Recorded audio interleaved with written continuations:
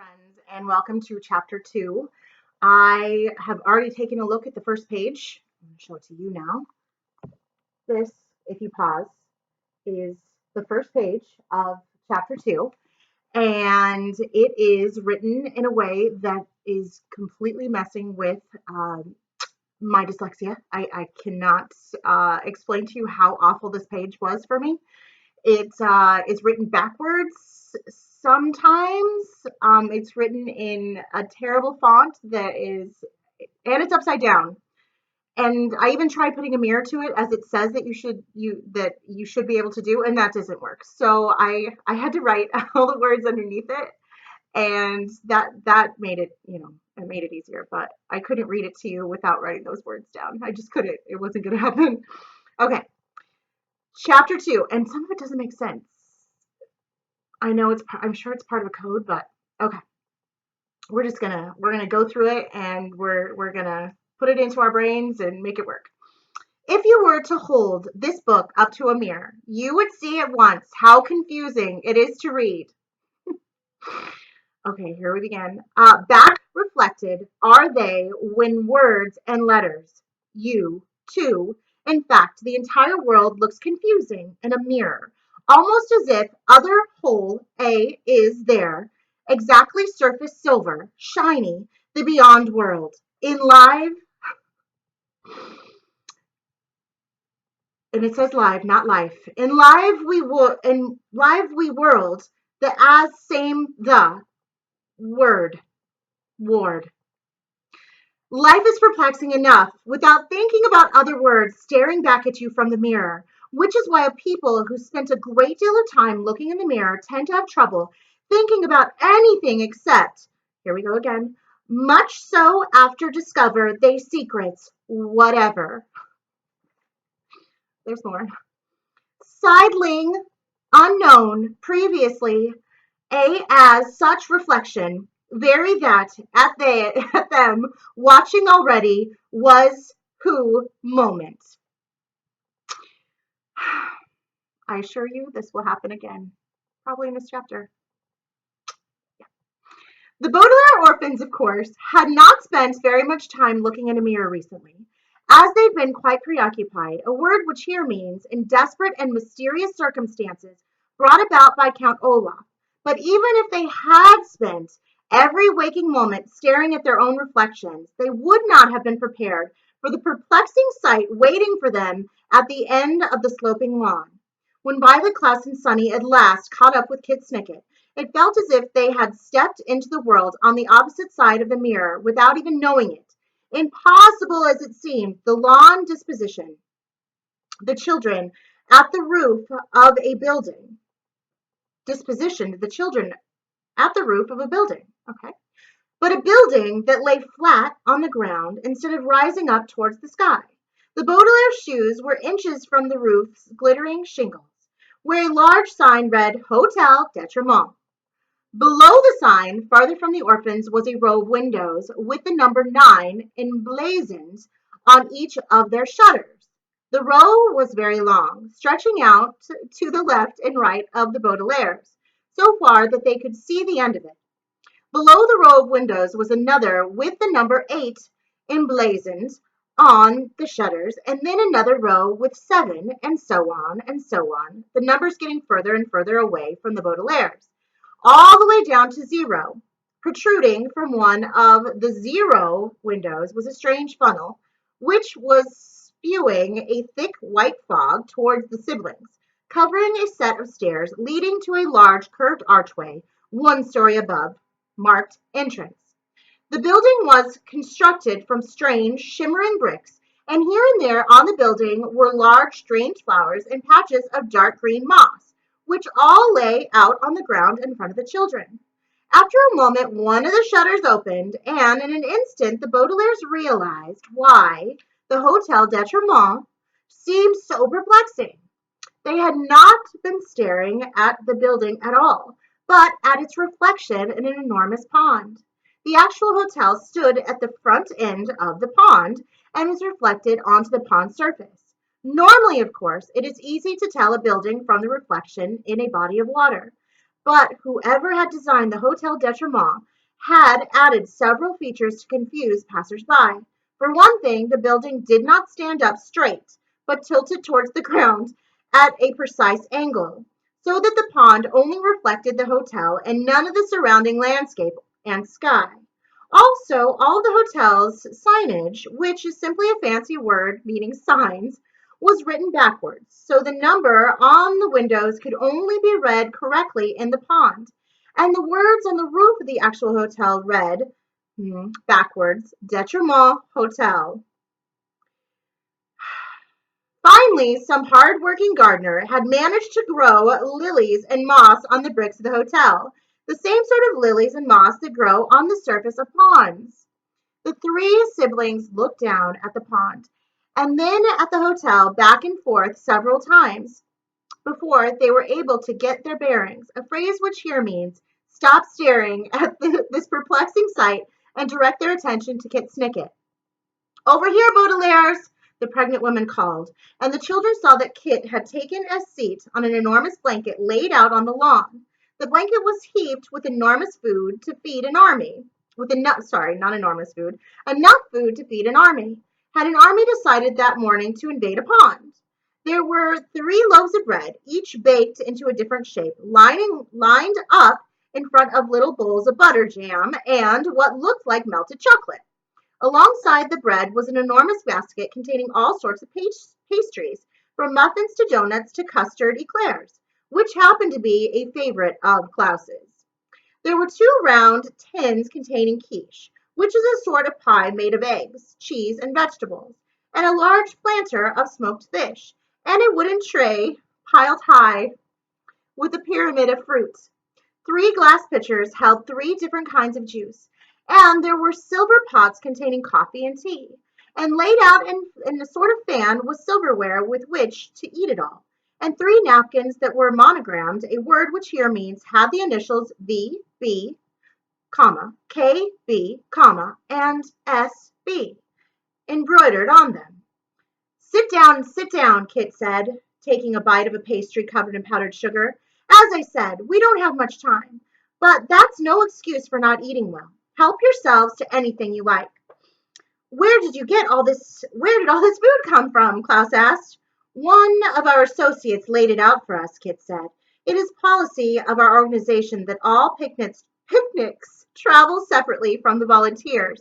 If our enemies capture the picnic, they won't get their clutches on us. If our enemies capture us, they won't get the picnic. That's something to remember during the next couple of days as you participate in what one of our enemies calls the perpetual struggle for room and food. Please try the marmalade. It's delicious. The Baudelaires felt dizzy, as if their heads were still spinning from the ride through the shrubbery, and Violet reached into her pocket to find a ribbon. The conversation was so bewildering that the eldest Baudelaire wanted to concentrate as hard as she did when she was dreaming up an invention. Tying her hair up helped Violet focus her inventing mind, but before she could find a ribbon, Kit smiled kindly at her and produced a ribbon of her own. She gestured for the eldest Baudelaire to sit down with a gentle look in her eyes. The distraught and pregnant woman tied Violet's hair up for her. You look like your father, Kit sighed. He wore the same frown whenever he was confused, although he almost never tied his hair up in a ribbon when he solved a problem. Please, Baudelaires, eat your brunch, and I'll try to catch you up on our current predicament. By the time you've eaten your second pastry, I hope your questions will be answered. The Baudelaires sat down, spread their monogrammed napkins on their laps, and began to eat, surprised to find that they were just as hungry for brunch as they were curious for information. Violet took 2 slices of dark wheat bread and made herself a sandwich of smoked fish, deciding to try the chocolate spread afterwards if she still had room. Klaus served himself some quiche and took a custard eclair, and Sunny rooted through the tray of fruit until she found a grapefruit, which she began to peel with her unusually sharp teeth. Kit smiled at the children, dabbed at her own mouth with a napkin embroidered with KS, and began to speak. The building At the other end of the pond is the Hotel d'Etremont, she began. Have you ever stayed there? No, Violet said. Our parents took us to the Hotel Preludio once for the weekend. That's right, Klaus said. I'd almost forgotten. Carrots for breakfast, Sunny said, remembering the weekend with a smile. Well, the Hotel Preludio is a lovely place. I love the play on words. Okay, Kit said. But the Hotel d'Etremont is more than that. For years, it's been a place where our volunteers can gather to exchange information, discuss plans to defeat our enemies, and return books we've borrowed from one another. Before the schism, there were countless places that served such purposes: bookstores and banks, restaurants, stationery stores, cafes, laundromats, opium dens, and geodesic domes. People, people of nobility and integrity could gather nearly everywhere. Those must have been wonderful times, Violet said. So I'm told, Kit said. I was 4 years old when everything changed. Our organization scattered, and it was as if the word scattered too. And what the world scattered too. And one by one the safe places were destroyed. There was a large scientific laboratory, but the volunteer who owned the place was murdered. There was an enormous cavern, but a treacherous team of realtors claimed it for themselves. And there was an immense headquarters high in the Mortmain Mountains, but it was destroyed, Klaus said quietly. We were there shortly after the fire. Of course you were, Kit said. I'd forgotten. Well, the headquarters was the penultimate safe place. Penula who? Sunny asked. Penultimate means next to last, Kit explained. When the mountain headquarters was destroyed, only the Hotel d'Etremont was left. It even in every other place on earth, nobility and integrity are vanishing quickly. She sighed and gazed out at the still, flat surface of the pond. If we're not careful, they'll vanish completely. Can you imagine a world which wickedness and deception were running rampant? Yes, Violet said quickly and quietly, and her siblings nodded in agreement. They knew that the word rampant meant what the word rampant meant, without anyone to stop it. And they could imagine such a world very easily, because that they had been living in one since their first encounter with Count Olaf. The villain's wickedness and deception had run rampant all over the Baudelaire's lives, and it had been very difficult for the children to keep from becoming villains themselves. In fact, when they considered all of their recent actions, they weren't entirely sure they hadn't performed a few acts of villainy, even if they had very good reasons for doing so. When were we when we were in the mountains, Klaus said, we found a message one of the volunteers had written. It said that VFD would be gathering at the Hotel d'Etremont on Thursday. Kit nodded and reached to pour herself some more coffee. Was the message addressed to JS, she asked. Yes, Violet said. We assume the initials stood for Jack Snicket. Brother. Brother, Sunny asked. Kit looked sadly down at her pastry. Yes, Jack was my brother. Because of the schism, I haven't seen either of my brothers for years, and it was only recently that I learned of his murder. We met Jack very briefly, Violet said, referring to the time the Baudelaires had spent in the care of an entire village. You must have been shocked to receive the news. Saddened, Kit said, but not shocked. So many good people have been slain by our enemies. She reached across the blanket and patted the hands of all three Baudelaires in turn. I know, I don't have to tell you how terrible it feels to lose a family member. I felt so terrible that I vowed I would never leave my bed. What happened? Klaus said. Kit smiled. I got hungry. Love it. And when I opened the refrigerator, I found another message waiting for me. Verbal fridge dialogue, Violet said. The same code as the message we found in the mountains. Yes, Kit said. You three had been spotted by another volunteer.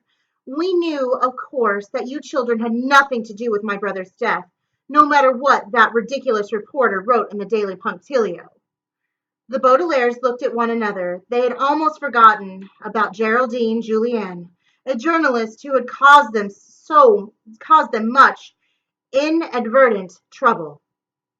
A phrase which here means published in the newspaper that the Baudelaire orphans had murdered Jack Snicket, whom she mistakenly identified as Count Olaf.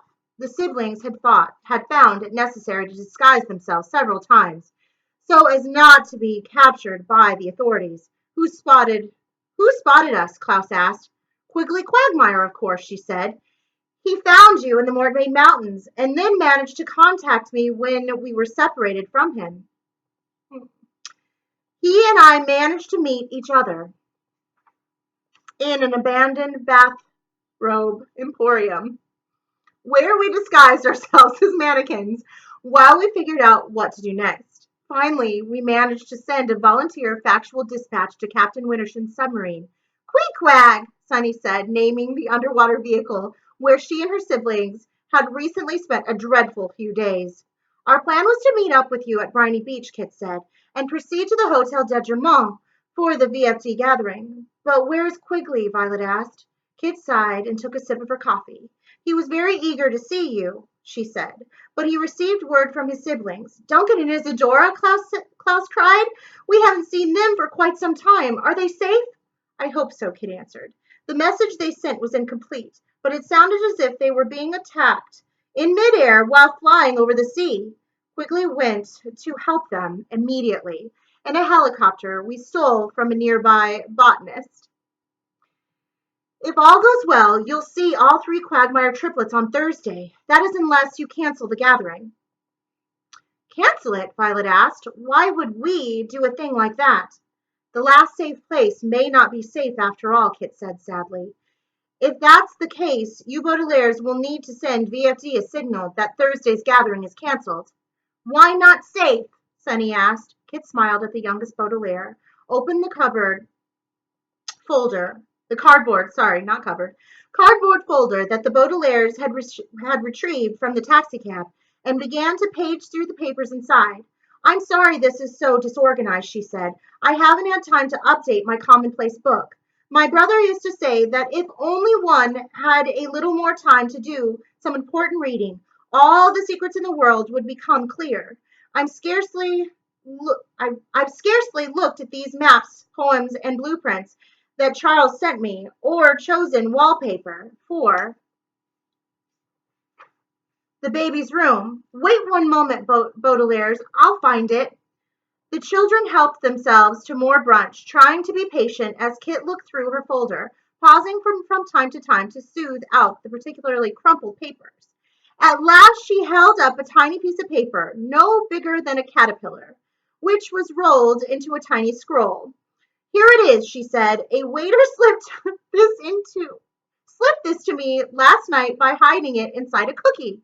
She handed it to Klaus, who unrolled the paper and squinted at it behind his glasses. JS has checked in, he read out loud, and requested tea with sugar. My brother sends his regards. Sincerely, Frank. Usually the messages inside the cookies are just superstitious nonsense, Kit said, but recently the restaurant has changed management. You can understand why this message made me so distraught. Baudelaires. Someone is posing as my brother and has checked into the hotel shortly before our entire organization is scheduled to arrive. Count Olaf, Violet said. It could be Olaf, Kit agreed, but there are plenty of villains who are all too eager to be imposters. Those two villains in the mountains, for example, or Hugo, Colette, or Kevin, Klaus said, naming three people the children had met at Calgary Carnival, who had since joined Olaf's troop and had agreed to meet him at the hotel. But this JS isn't necessarily a wicked person, Kit said. Plenty of noble people would check into the Hotel d'Etremont and order sugar with their tea. Not to sweeten it, of course, tea should be as bitter as worms would, my brother used to say. and as sharp as a two-edged sword. But as a signal, our comrades and our enemies are all after the same thing, the vessel for disaccharide. Disaccharide. Wonderful word. Sugar Bowl, Sunny said, sharing a look of dismay with her siblings. The Baudelaires knew. Disaccharide, really? Knew that Kit was referring to a sugar bowl that was of great importance to VFD, and that Count Olaf, who was desperate to get his hands on it. Yes. The children had searched for this sugar bowl from the highest peak of the Mortmain Mountains to the underwater depths of the Gorgonian Grotto, but had neither found the sugar bowl nor learned why it was so important. Exactly, Kit said. The sugar bowl is on its way to the hotel even as we speak, and I'd hate to think what would happen to our enemies if our enemies got a hold of it. I can't imagine anything worse, except perhaps if our enemies somehow got a hold of the medusoid mycelium. Oh no. The Baudelaire's look of dismay augmented, a word which here means increased dramatically, as they realized they had some bad news for Kit Snicket. I'm afraid that Count Olaf has a small sample of the medusoid mycelium, Violet said, referring to a deadly fungus the children had encountered while exploring the ocean. Its sinister spores have infected poor Sunny, who might not have survived had her siblings not managed to dilute the poison in the nick of time. We had a few spores locked tight in a diving helmet, but Olaf managed to steal it. Kit gasped. Then we most certainly have no time to lose. The three of you must infiltrate the Hotel d'Etremont and observe JS. If JS is a noble person, then you must make sure that the sugar bowl falls into his or her hands. But if JS is a villainous person, you must make sure it does not. And I'm sad to say that this won't be as easy as it sounds. It doesn't sound easy at all, Klaus said. That's the spirit, Kit said, popping a grape into her mouth. Of course, you won't be alone. Showing up early is one of the signs of a noble person. So there are other volunteers already at the hotel. You may even recognize some volunteers who have been observing you during your travels. But you also may recognize some of your enemies, as they will be posing as noble people by showing up early as well. While you try to observe various imposters will undoubtedly be observing you. But how can we tell the volunteers from the enemies? Violet asked. The same way you always do, Kit said. When you first met Count Olaf, did you have any doubt he was a treacherous person? When you first met the Quagmire triplets, did you have any doubt that they were charming and resourceful? You have to observe everyone you see and make such judgments yourselves. You Baudelaires will become flouncers. Expound, Sunny said, which meant something along the lines of, I'm afraid I don't know what that word means. Flouncers, Kit explained, are people who quietly observe their surroundings, intruding only when it is absolutely necessary. Children make excellent flouncers, as so few people notice them. You'll be able to pass unnoticed in the hotel. We can't pass unnoticed, Sunny said. The Daily Punctilio has published our photographs in the paper. Someone is sure to recognize us and report our presence to the authorities. My brother's right, Violet said. 3 children just can't go wandering around a hotel observing things. Kit smiled and lifted one corner of the picnic blanket. Underneath were 3 parcels wrapped in paper. The man who sent me the message about the imposter, she said, is a member of the FD. He suggested that he hire the 3 of you as concierges. Your uniforms are in these packets. Expound again, Sunny said. Klaus had taken out his commonplace book and was oh my gosh, taking notes on what Kit was saying. The opportunity to define a word, however, was enough to interrupt his research. A concierge, he said to his sister, is someone who performs various tasks for guests in the hotel. It's the perfect disguise, Kit said. You'll be doing everything from fetching packages, recommending restaurants, recommending restaurants. You'll be allowed in every corner of the hotel, from the rooftop sunbathing salon to the laundry room in the basement. And no one will suspect you're there to spy on them. Frank will help you as best as he can, but be very careful. The schism has turned many brothers into enemies. Under no circumstances should you reveal your true selves to Frank's treacherous identical brother, Ernest. Identical? Violet repeated. If they're identical, how can we tell them apart? Kit took one last sip of her coffee. Please, try to pay attention, she said. You'll have to observe everyone you see and make such judgments yourself. That's the only way to tell a villain from a volunteer. Now, is everything perfectly clear? The Baudelaires looked at one another. They could not remember a time in their lives when everything had been less clear than at this very moment, when every sentence Kit uttered seemed to be more mysterious than the last. There was no questions answered, none. Klaus looked at the notes he had made in his commonplace book and tried to summarize the errand Kit had outlined for them. We're going to disguise ourselves as concierges, he said carefully, in order to become flouncers and observe an impostor who was either a volunteer or an enemy. A man named Frank is going to help us, Violet said, but his brother Ernest will try to stop us.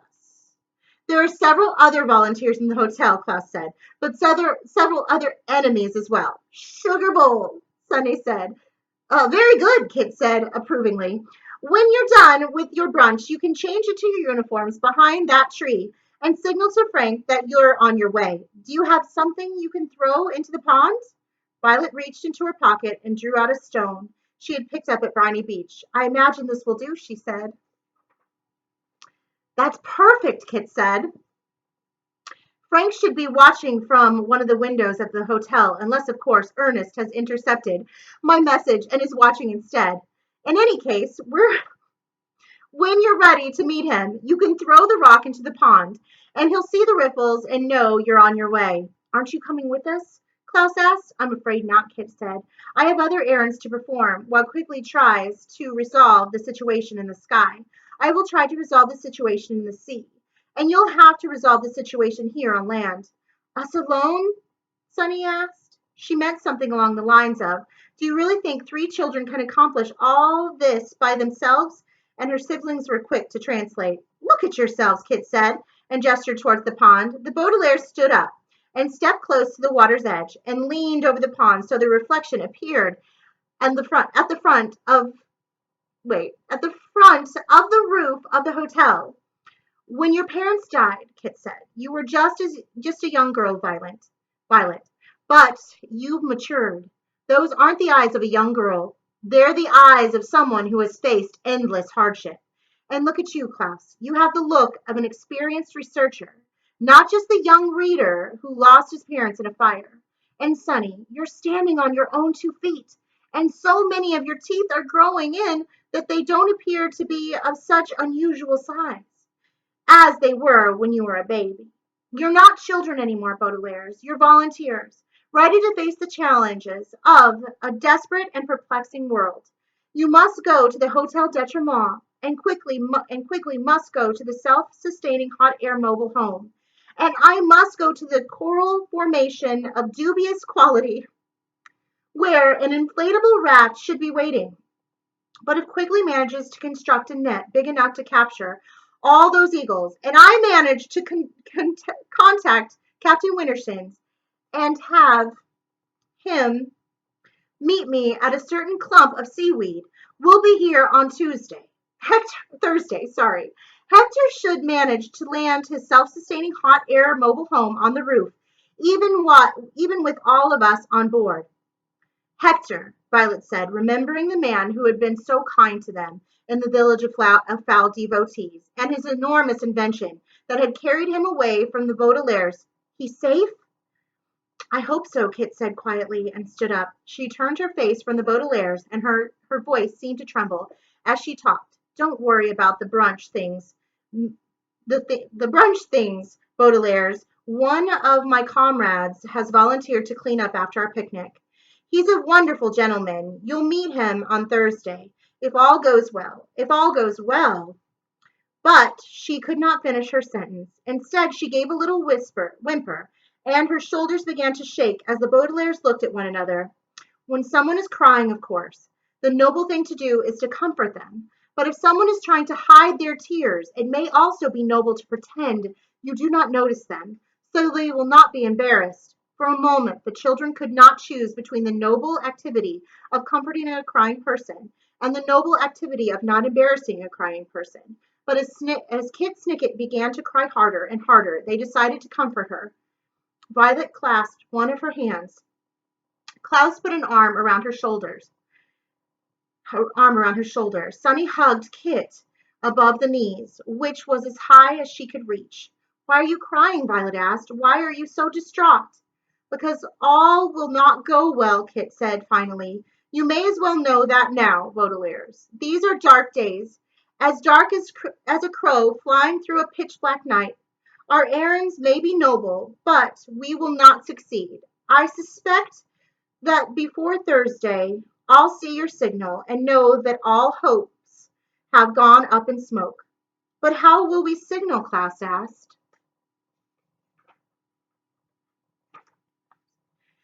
Which code should we use? Any code you devise, Kit said. We'll be watching the skies. With what? With that, she shook herself out of the children's comforting arms, and hurried away from the pond without another word to the siblings. Violet, Klaus, and Sunny watched her figure get smaller and smaller as she ran up the lawn, perhaps on her way back to the taxicab, or to join up with another mysterious volunteer, until at last she disappeared over the slope. For a moment, none of the children said a word, and then Sunny reached down and picked up the parcels. Change? Sunny asked. I guess so, Violet said with a sigh. It seems a shame to waste all this food, but I can't eat any more brunch. Perhaps the volunteer who is cleaning it up will bring it to someone else, Klaus said. Perhaps, Violet agreed. There's so much about VFD that remains a mystery. Perhaps we'll learn more when we're flouncers. Klaus said. If we observe everything around us, perhaps some of these mysteries will become clear, I hope. I hope so too, Violet said. Also hope so, Sunny said, and the Baudelaires said no more. Leaving their brunch behind, they ducked behind the tree Kit had suggested, and held up the picnic blanket as a sort of curtain so each child could change into a concierge disguise in relative privacy. Violet buckled a shiny silver belt with the words Hotel Detriment printed in large black letters all the way around it, and hoped that she would be able to tell the difference between Frank and his treacherous brother Ernest. Klaus adjusted his stiff round hat, which had a firm elastic band that tucked under the chin, and hoped he would know which of the guests were volunteers and which were villains. And Sunny slipped her fingers into the clean white gloves, surprised that Frank had managed to find them in such a small size, oh, Sunny, and hoped that she would be able to investigate the impostor posing as Jack Snicket. When the three children were all wearing their uniforms, they walked back to the edge of the pond and put on the last part of their disguises, 3 enormous pairs of sunglasses, reminding them of the disguise Count Olaf had worn when pretending to be a detective. The sunglasses were so large that they covered not only their eyes, but a great portion of their faces. Klaus could even wear his regular glasses underneath them without anyone noticing. As they gazed through the sunglasses at their own reflections, they wondered if the disguises were enough to keep them out of the hands of the authorities long enough to solve all the mysteries that surrounded them. And they wondered if it was true what Kit Snicket had said, and that they weren't children anymore, but volunteers ready to face the challenges of a desperate and perplexing world. The Baudelaires hoped so, but when Violet took the stone in her gloved hand and threw it out in the middle of the pond, they wondered if their hopes would sink in the same way. They watched as the surface of the pond rippled, disrupting the reflection of the hotel.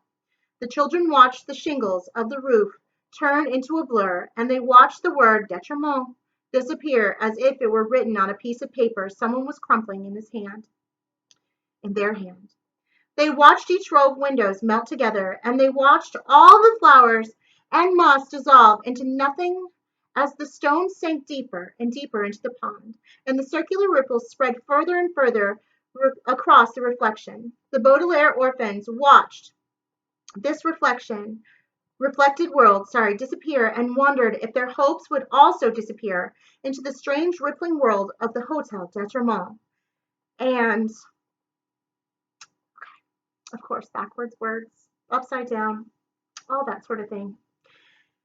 Detriment. And the all inside deep lay that secrets and mysteries. That's all it says. One more time. The all inside deep lay that secrets and mysteries. And there's not even a period at the end. And that's the end of the chapter. All right, that is the end of chapter 2. I hope that wasn't too confusing. All right, we'll continue with chapter 3 very, very soon.